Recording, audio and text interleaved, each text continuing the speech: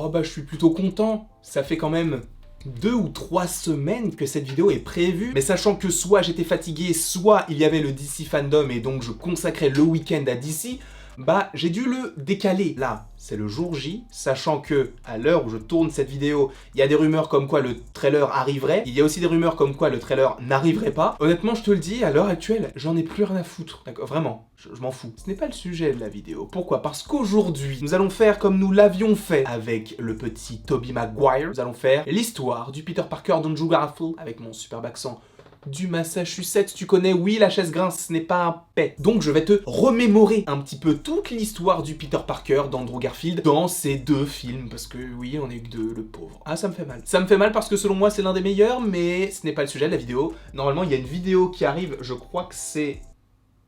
pas cette semaine, mais la semaine d'après, sur le top 3 des Spider-Man. J'ai mon ordinateur juste ici, je peux te confirmer que c'est la semaine prochaine. Sauf si, vraiment, il y a des trailers ou des trucs, voilà, et du coup, je suis obligé de le décaler. Mais normalement, c'est prévu pour la semaine prochaine. Et là, je vais te faire une petite vidéo aux petits oignons, ça sera plutôt sympathique. En tout cas, Peter Parker d'Andrew Garfield, qui c'est? C'est Peter Parker. Merci, fin de vidéo, bonsoir. Pour être un petit peu plus précis, pour le coup, par rapport aux autres Spider-Man, c'est qu'on a des flashbacks. C'est très intéressant parce qu'on découvre véritablement les parents de Peter Parker. Et ça, c'est la première fois. Dans la première trilogie, les parents, on pouvait supposer que c'était May et Oncle Ben, mais du coup, ce ne sont pas ses parents de sang, ce sont plus des parents de cœur. Dans le MCU, aucune mention de ses parents, on ne sait rien du tout. Mais avec Andrew Garfield, c'est là où on va avoir des petites choses à grignoter, dirons-nous. Et justement, il est tout petit et il vit donc avec ses parents. Cependant, ses parents sont entre guillemets menacés de quelque chose, on ne sait pas quoi encore, mais cela les oblige à partir. Donc les parents de Peter Parker l'emmènent directement chez son oncle et sa tante, et donc il doit avoir à peu près, on va dire, entre 6 et 8 ans au moment où ses parents partent, et on comprend que ses parents sont morts. On ne sait pas vraiment comment, mais il me semble qu'ils sont morts d'un accident d'avion, ou quelque chose comme ça. Des années passent, il vit toujours avec l'oncle Ben et avec tante May. Cependant, à la différence du Peter Parker que l'on connaît de Tobey Maguire, là, il est tout seul, il n'a pas d'amis. Il n'y a pas Harry Osborn, que l'on découvrira par la suite, mais il n'est pas encore présent. Donc réellement, quand il est au lycée, il est tout le temps tout seul. Il fait un petit peu, tu sais, le mec mystérieux. C'est le mec qui va au fond, qui dessine des choses au crayon de papier, qui a une capuche, et tu sais, pas des mitaines, mais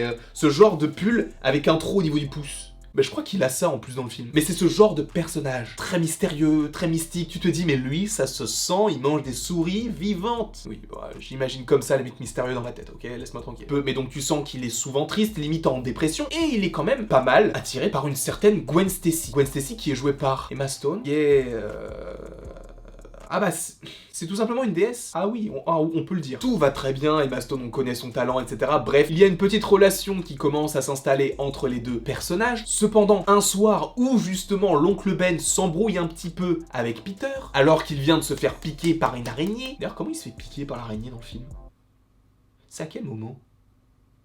C'est quand il va chez Oscorp, bien sûr. Bah oui, parce que justement Gwen Stacy travaille chez Oscorp et lui, justement, est intéressé par cette jeune femme. Cependant, il fait aussi des recherches par rapport à son passé, et notamment par rapport à son père, etc. Puisque son père a travaillé avec un certain Kurt Connors, qui n'est autre qu'un scientifique avec un bras. Donc Oscorp est bien implanté dans le film. Et c'est justement à Oscorp qu'il se fait piquer par une araignée, je crois dans le dos, et par la suite, il va développer ses pouvoirs. On se retrouve avec Peter qui s'embrouille avec l'oncle Ben. Peter part, et l'oncle Ben va à sa recherche le soir. Sauf que l'oncle Ben se fait attaquer par quelqu'un que justement Peter avait laissé partir puisqu'il avait volé quelqu'un, je crois dans une épicerie. Et ce monsieur avait une petite étoile, je crois, tatouée sur le poignet. Et on va comprendre que c'est lui qui a tué l'oncle Ben puisque Peter se retrouve devant l'oncle Ben, il pleure et clappe de faim pour le créateur de Rick. On continue, il est encore plus en dépression même s'il y a des côtés plutôt positifs dans sa vie et notamment Gwen Stacy. Il est très triste. Même Flash Thompson qui le martyrisait, bah finit par s'excuser et lui dire bah mec, en fait, je suis désolé pour ton grand-oncle, je sais ce que ça fait de perdre quelqu'un, etc. Donc tu sens que bah il s'excuse quand même si il est énervé le petit bonhomme. Ben, forcément il a perdu son oncle et il ne sait pas qui l'a tué, donc il va vouloir se faire justice lui-même en essayant de retrouver celui qui a tué son oncle Ben. Et c'est pourquoi un jour il va se retrouver face à quelqu'un qui semble être la personne qui a tué l'oncle Ben, sauf qu'il est entouré de plusieurs autres personnages. S'ensuit une sorte de petite course-poursuite et justement il arrive à s'échapper d'eux. Cependant il entend un des mecs qui lui dit je sais qui tu es, j'ai reconnu ton visage, et c'est ça qui va lui donner l'idée de se masquer. Et au fur et à mesure ses costumes vont évoluer et il va devenir le petit Spider-Man que l'on connaît. emprisonné. Cependant, en parallèle, il a toujours sa petite idylle avec Gwen Stacy, et justement en ayant agi comme un Spider-Man, en essayant de retrouver donc le monsieur blond qui a la petite étoile, il va se faire entre guillemets repérer par la police, et la police va dire bah gros, tu fais pas ça en fait. Sauf que bah Spider-Man il les aide, et justement le chef de la police c'est qui? C'est le capitaine Stacy, qui n'est autre que le père de Gwen. Donc ça crée une petite animosité, un petit truc plutôt sympathique. Et justement en parallèle aussi de cela, on a Peter qui aide le Dr Connors à trouver une sorte d'alternative à son bras manquant, ou plutôt à l'aider à finir en fait ses calculs pour essayer de retrouver son bras via les tests qu'ils font sur des lézards et des souris je crois. Puisqu'en fait il y a une souris à qui il manque une patte, et ils vont faire des expériences sur cet animal pour voir si ça peut fonctionner sur l'homme. Il l'essaye sur l'homme sans vraiment faire trop de tests, et il se transforme en lézard. Cependant ça va être très compliqué pour lui à Oscorp, et donc il va se terrer dans les sous-sols. C'est pas les sous-sols, les égouts, j'avais pas le mot, pourtant c'est un mot français. Comment est-ce que je n'ai pas pu le trouver? Il va se terrer dans les égouts comme une créature un petit peu aquatique, même si c'est vrai qu'il ne ressemble pas trop à un lézard, mais peut-être un petit peu plus à un crocodile. C'est vrai qu'il ressemble un petit peu au Killer Croc. Donc tu as le lézard d'un côté, Spider-Man de l'autre et Peter avec Gwen. Je t'avoue que le reste du film ne m'a pas forcément transcendé. Ce qui fait qu'on va passer directement à la fin, puisqu'à la fin, tu as Peter Parker qui doit sauver le capitaine Stacy, qui va vouloir agir face au lézard. Cependant, le lézard va être retransformé en humain, puisqu'il avait essayé de faire un nuage pour que toutes les personnes se transforment en lézard, sauf que ça n'a pas fonctionné, ou en tout cas ils ont réussi à inverser le processus, ce qui fait qu'au final le lézard redevient Dr Connors, ce qui fait que le capitaine Stacy meurt et il lui dit de laisser Gwen au loin puisqu'il a reconnu que c'était Peter Parker. Le lézard finit par être emprisonné et tout se passe bien dans le meilleur des mondes. Cependant il me semble alors que ce n'est pas une scène post-générique, ou alors si je ne sais plus, mais en tout cas c'est la toute dernière scène du film, tu as le lézard, ou plutôt Kurt Connors qui est dans sa cellule, et justement tu as un personnage avec un petit chapeau qui lui dit vous avez dit la vérité au gamin.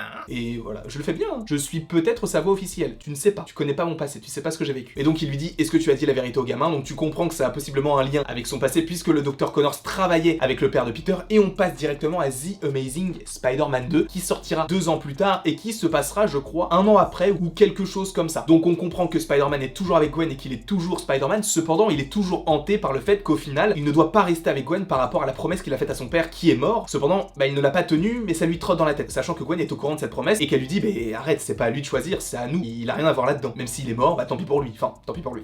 Non. Tu as Harry Osborn, donc de cette franchise qui arrive enfin, qui découvre que son père est mourant, et ensuite il lui avoue qu'il a une maladie, et qu'il va se transformer entre guillemets en une sorte de monstre, et que ça l'a touché à l'époque où lui avait son âge. Donc tu comprends qu'il va finir par être mourant, sauf que justement Harry se dit j'ai besoin du sang de Spider-Man puisque lui va peut-être m'aider à combattre cette maladie. Cependant s'il prend le sang de Spider-Man, ça veut dire qu'il va comprendre que c'est le sang de Peter qui était son meilleur ami d'enfance. Donc il y a plein de choses qui font que Spider-Man ne peut pas donner son sang, et donc de son côté Harry va commencer à être névrosé et va commencer à péter un câble, sachant qu'il va finir par être viré de sa propre entreprise, sachant qu'il était l'héritier d'Oscorp, donc il y a pas mal de choses qui se mettent en place. Cependant, ce n'est pas le seul méchant de l'histoire, puisque tu as également Electro, donc Maxwell Dillon, qui lui travaille également pour Oscorp, et lui c'est plus une personne dont tout le monde se fout. C'est son anniversaire, personne ne lui souhaite, personne ne lui dit bonjour, personne ne fait vraiment attention à lui, et justement il est entre guillemets dans la maintenance du bâtiment, et il va devoir en fait réparer un truc en rapport avec l'électricité. Il va tomber dans un bac avec des anguilles, qui va s'électrifier, ça va le transformer en électro, et au début c'est vrai qu'il n'est pas forcément méchant, c'est juste qu'il ne contrôle pas vraiment ses pouvoirs, et il a besoin de s'alimenter en électricité. Donc il va aller sur Times Square, il va s'alimenter, Spider-Man va arriver, et il va y avoir un premier affrontement, sachant que Maxwell Dillon est fan de Spider-Man, sauf qu'il a vu que les caméras étaient toutes braquées sur lui parce qu'il était un petit peu dangereux, donc les caméras des médias se sont dit bah on va le montrer puisque bah c'est un petit peu la news du siècle. Et du coup, une fois que Spider-Man a réussi à arrêter entre guillemets les premières attaques involontaires d'Electro, bah il va voir qu'en fait c'est Spider-Man qui va prendre la lumière sur lui, donc il va lui en vouloir, puisque pour une fois qu'on ne voyait que lui, bah là ça retourne sur Spider-Man, donc il va devenir haineux face à ce personnage-là. Ça c'est du côté d'Electro. Mais revenons du côté de Spider-Man qui a donc rompu finalement avec Gwen Stacy parce qu'il ne pouvait pas gérer la promesse qu'il n'avait pas su tenir, sauf qu'il aime Gwen Stacy et il la voit, il l'observe faire ses petites choses, hein, que ce soit aller à l'école, etc.,